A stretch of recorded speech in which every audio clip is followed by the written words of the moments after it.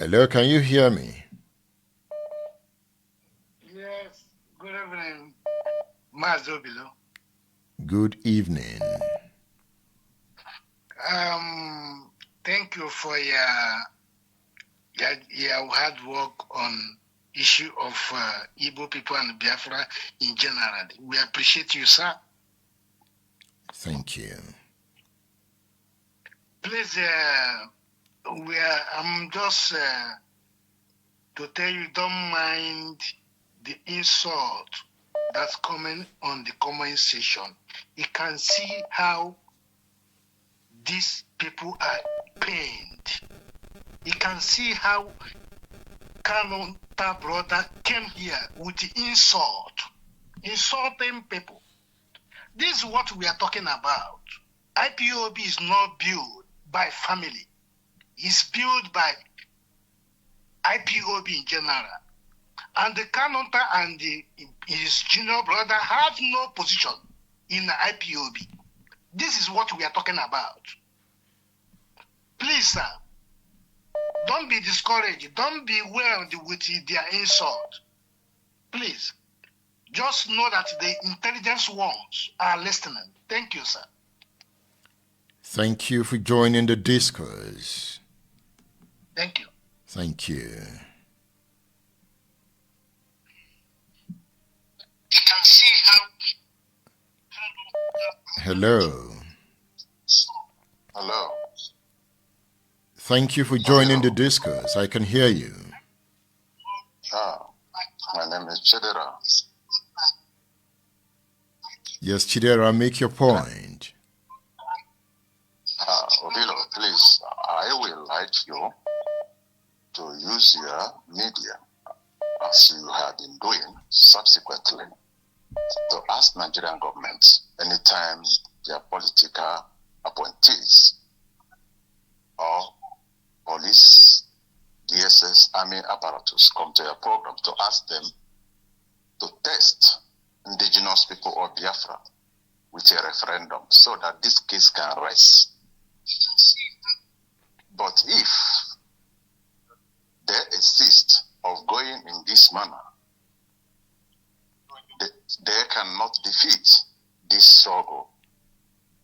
Currently, indigenous people of Biafra, IPOB, it is very difficult. And I want to ask you, I like what you read out, all those things that George said, George Omotosho, Yoruba man. During the Biafra War, Awolowo did his own by starvation of my people, of Biafran people. You can see that Yorubas, not Hausa, although I know that Fulani people are clean people in some part of Nigeria, even in eastern part of Nigeria. Yoruba people are the problem of the Igbos, sometimes not the Hausas, precisely. Obilo, I want to ask you again to ask Nigerian government to test this particular movement with a referendum. But if they are using the tactic of telling Nnamdi Kanu to destroy IPOB so that they will release him in negotiated separatism, it cannot work. People are determined. I don't know. So therefore, I want to raise my case or concluding to say, no matter the suppression, no matter the way they try to blow us, the struggle will not die. He said, I am making prophecy, not the type they make in Nigeria or will make in Nigeria. Take it from me. Thank you. Good night. Thank you for joining the discourse. Thank you. Let's also avoid ethnic slurs. Let's try to avoid ethnic slurs, because I avoid it in my discussions, because it can be dangerous. Let's avoid ethnic slurs. And the ball is in the court of Ndibo. If Ndibo want a referendum, they can pursue that cause. Self-determination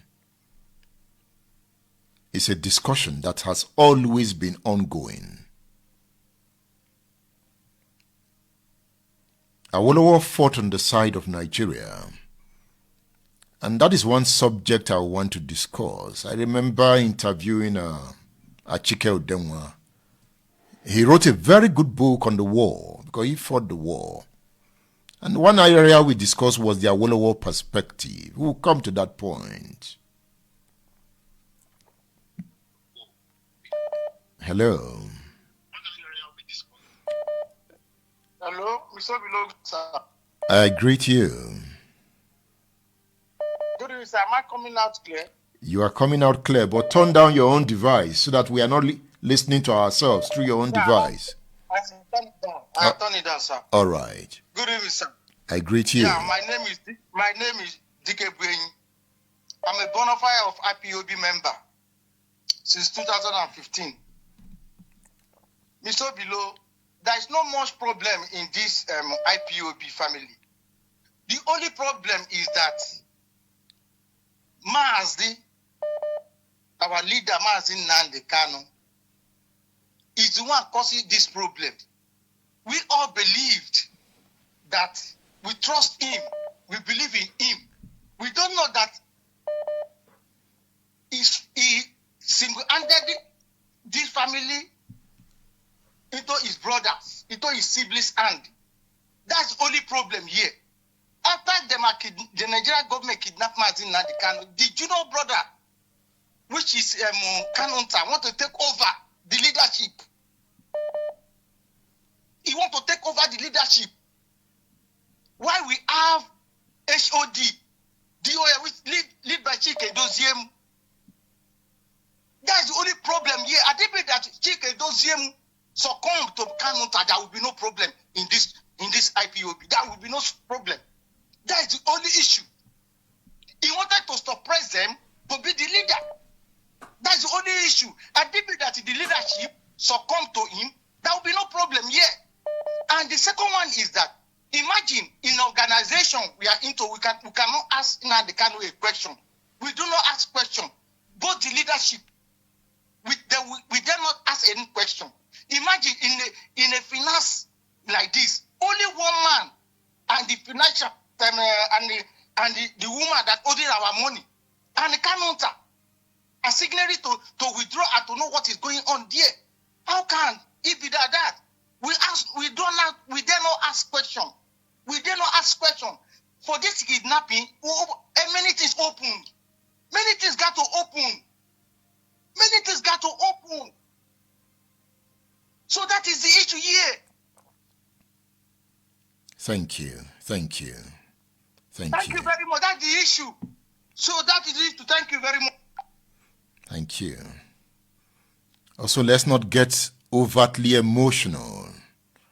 We should also calm down as we dish out our point. Mind you, the Nigerian government has declared Ipob a terrorist organization. So as far as the Nigerian state is concerned, Ipob is an illegitimate organization. As you listen, also share. We have a lot to talk about. Are you watching on Facebook? We'll appreciate that you share. Are you on YouTube? Share the link. This program will run on Monday and Wednesday nights on Facebook and YouTube, 8 p.m. Nigerian time, on TikTok Tuesdays and Thursdays, 8 p.m. Nigerian time. It's a program to look at Nigerian history. We'll look at the Fulani question, the Yoruba question. I operate from Yoruba land. I operate from Ibadan. I have lived in Ibadan for some time. I was born in Benin City.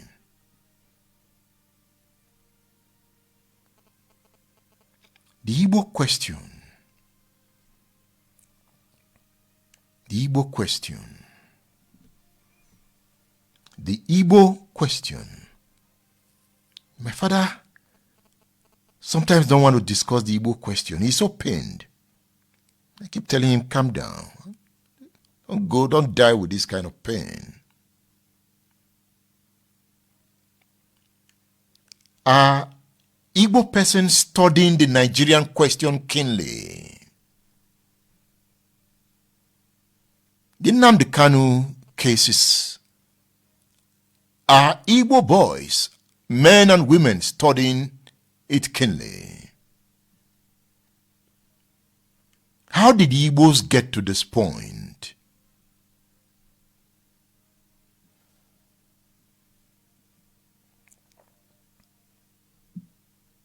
Hello. I can hear you. Can you hear me? Okay. Good evening to you, Edmund. I greet you. Okay. I hope you can hear me. My name is Chidi, by name. Calling from Biafra land. I hope you can hear me very well, sir. I can hear you. Make your point. Okay. My point is this, sir. First of all, I want to say something concerning you yourself. Now you have your time you're supposed to be using to sleep, relax, or do one or two things. You're using it to be online to make sure that everyone is being heard out and sort out one or two things in the family. But believe you me, sir, if Nnamdi Kanu can be treated this way after everything he has done, let me tell you the gospel truth. The same people right now that surrounded you, or maybe happy with you, or encouraging you, praising you, believe you me, they will still do the same thing to you. This is what I want you to put your mind for.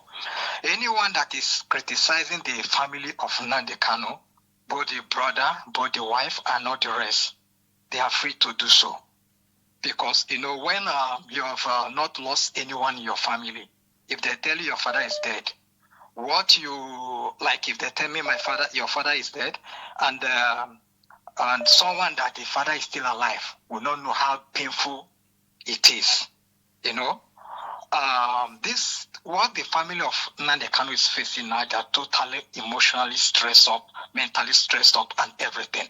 So whosoever that are coming online to castigate these people, insult them, say every man, like if Nnamdi Kanu is out today, if this thing has not come to this way, that is sometimes God allows things to happen so that we all know where we belong to or who we are.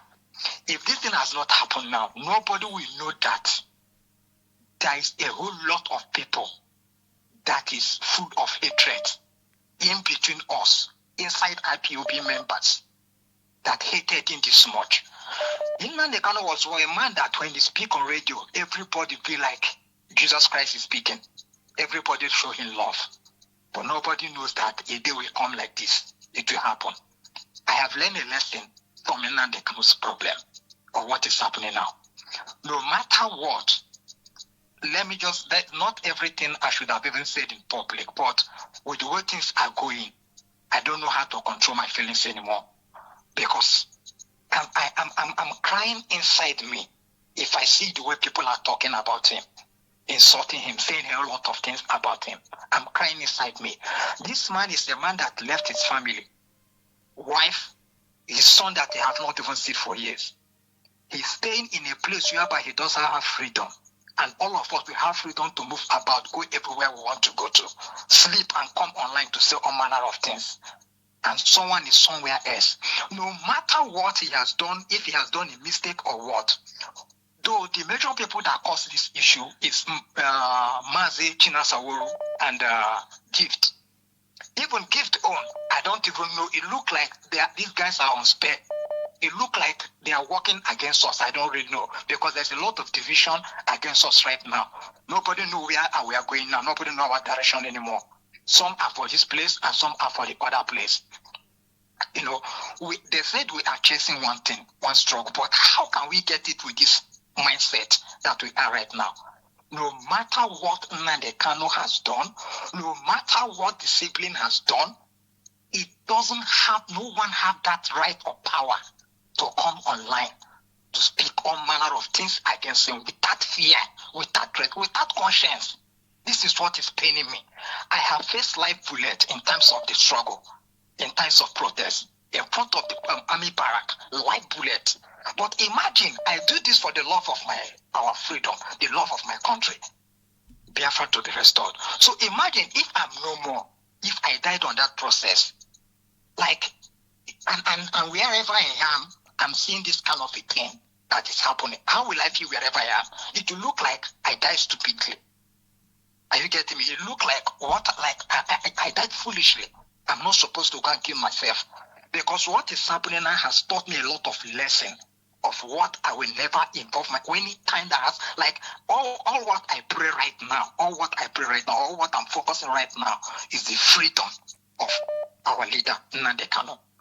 That is where I am now. Anything outside this thing, I don't have any more too much feelings concerning it. Thank you. You know, because there's on certain things that no matter what, in public, we are supposed to come in private to sort out this.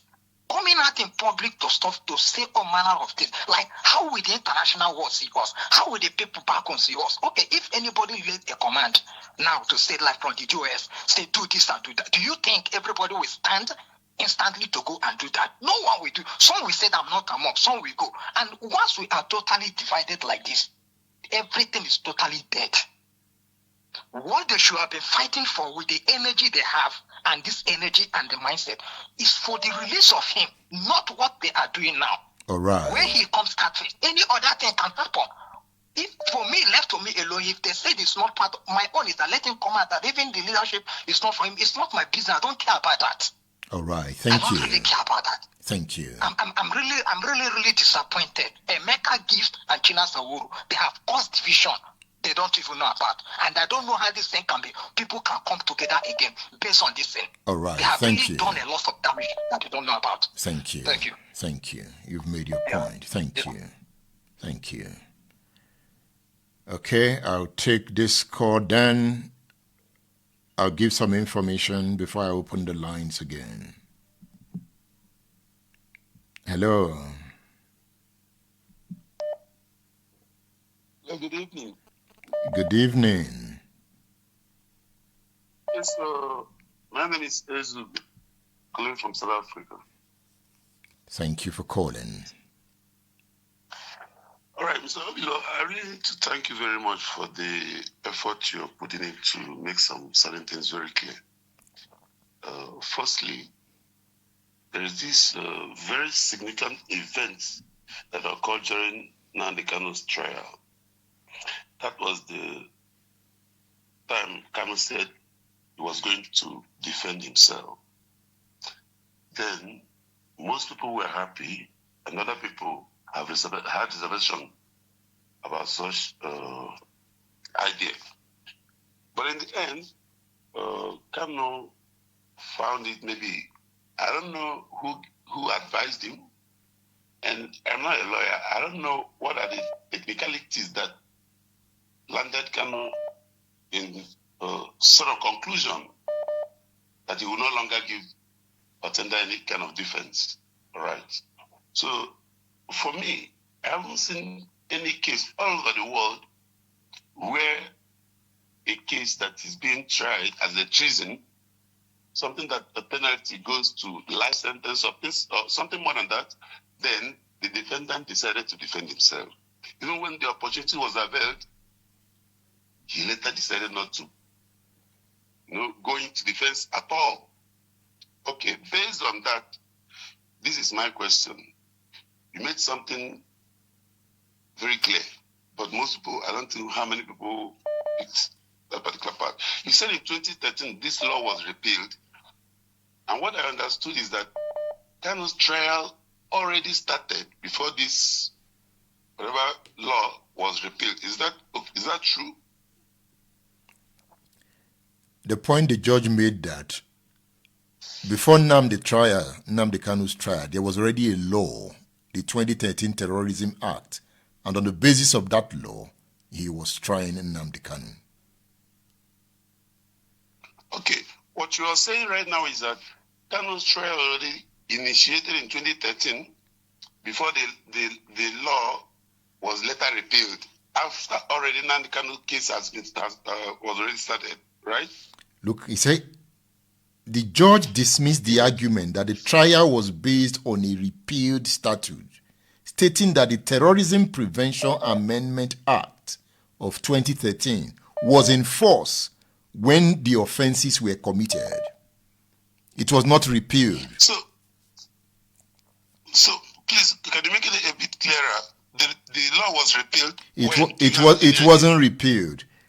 The lawyers of Nnamdi Kanu were arguing that the trial was based on a repealed statute, stating that the Terrorism Prevention Act of 2013 was already in force. The judge was saying no, that law was already enforced in 2013 and Kanu's trial started in 2015. Okay, this very important question I'm asking is to someone to make it clear, because we all believe, most of us in Igbo land believe, that Nnamdi Kanu was tried on a repealed law. So if that is true, can you make it clearer to all of us? Because when people start saying, show me the law, show me the law, if that slogan was to be taken up, one cannot be tried on a repealed law. So my question is this, because I'm not a lawyer, I don't understand this very well. So just make it clear for everyone. If there is no law which Nnamdi Kanu was indicted of, I don't know. Please make it clearer for me. That's my question. That's all. I'm not here to talk about Nnamdi Kanu because it's unreasonable to start blaming someone when he cannot defend himself. Most people who are blaming him today were unable to ask simple questions when he was outside. Not when now he is incapacitated, everybody now comes to remember that it is this and that. It is not my problem what he is. But if he's outside to defend himself, I can tell him, I can ask him, he will answer. But if he was outside, you were unable to ask questions, you were unable to indict him on anything. Now he is incapacitated, not able to defend himself. Now you remember that he's not a good person. I'm not here to decide who is good or who is not. I'm not here to say who is, if Nnamdi Kanu is guilty or not guilty. What I'm saying is that those of his followers who are today remembering that Nnamdi Kanu did this and did that, and he was with them, they could not ask those questions. Then I can't see what to talk about Nnamdi Kanu. I'm just worried about this particular law. Don't worry, I am going to discuss with a lawyer. I will discuss with a lawyer. A lawyer will break it down. I'm not a lawyer too. But I will discuss with a lawyer and we will break down that judgment. Thank you very much. This is very understandable. Thank you very much, sir. Thank you. Thank you.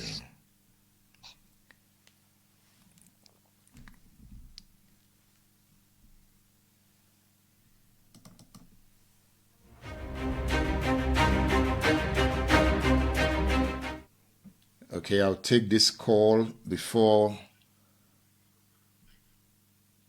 I close the line and open again later. Hello. Good evening, Mazi Obilo. I greet you. My name is Wisdom. I want to add my voice on the topic, if Biafra is at war. If IPOB is at war. IPOB is not at war. The leadership led by Mazi Chike, which is the DUS, is only doing what is expected of them, which they have been doing since his abduction. Everyone can testify the destruction Simon Ekpan has caused in Biafra land, and how this DUS fought so hard in exposing them and distancing IPOB from those people, those government agents. They sit at home. Everyone can attest how it was hijacked. These current DOS have tried to endure a lot of things until this very moment that they can no longer take it, because it's very, very obvious, which we all know, that Nigerian government have made it a priority for Nnamdi Kanu to destroy these DOS, able to lay hands on ESN. So, and in pursuit to that, there have been a lot of orders that have been coming in the name of Nnamdi Kanu. As we speak right now, it's not hidden that there have been a new radio that have been instituted that is given Biafra radio. And that radio is said that is Nnamdi Kanu that gave the order. This is a man that told us that anything you do not hear from Radio Biafra, you should not believe it. And this is a man that told us that this current DOS are the DOS that will restore Biafra, because they can never compromise. And we believed him. Now, there have been orders that have come from him, allegedly, that we should stop talking about Simon Ekpa, that they should cease every communication, every talking against his activities. If the leadership, the DOS, has obeyed that order, would IPOB be free from still trying to wash their image from those activities that led to jailing him to life imprisonment? A lot of people saying that these DOS, they are disobeying the leader, they are disobeying the leader. Have they gone through to check what are those orders that this current leadership is disobeying? Are they saying that in a movement such as this, that one person will be handling the finance, a position such as the head of the Directorate of State, which is the DOS, Mazi Chike, cannot oversee the financial activities that is going on in IPOB in the absence, because some people are saying some of these questions, some people are not asking when he was out there. We trusted him. People took bullet. 28 men died in his father's compound in Afaruku Igeko. That was how we reverenced him. But his abduction from Kenya exposed a whole lot of things that we will never imagined. Like Mohammed, his press release is there when he talked about his lifestyle. There are some expectation that we have of him, which is the reason why we reverence him the way we do. So this current DOS is doing what they are expected, because if they don't do this, if they don't resist every attempt to destroy this IPOB, every attempt to destroy them, even if him, Nnamdi Kanu, comes out, he will still blame them. He will say, because he has entrusted IPOB in them. That is why he said, anybody Mazi Chike doesn't say is sacked, is sacked. That is why he said that IPOB is not his family business. That is why he said that when he stopped living up to expectation, that IPOB will move on. He knows that the men he entrusts the activities of IPOB, which is the DOS, will never compromise, regardless. And if they compromise, if he eventually comes out, which we will pray for him to come out, he will blame them that they have failed. He will say because he expected them to resist, because he expected them to know that he's in the hands of the enemies. What communication is secure from Sokoto prison? Thank you. How can we survive from taking command coming from prison in the hands of our enemy?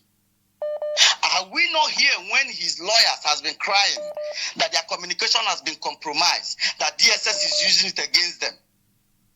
All right, you have made your point. Were we not here? Thank you. So, for us, DOS are doing what we expect them to do. Thank you. Thank you, Mazi. All right, I'll open the lines again.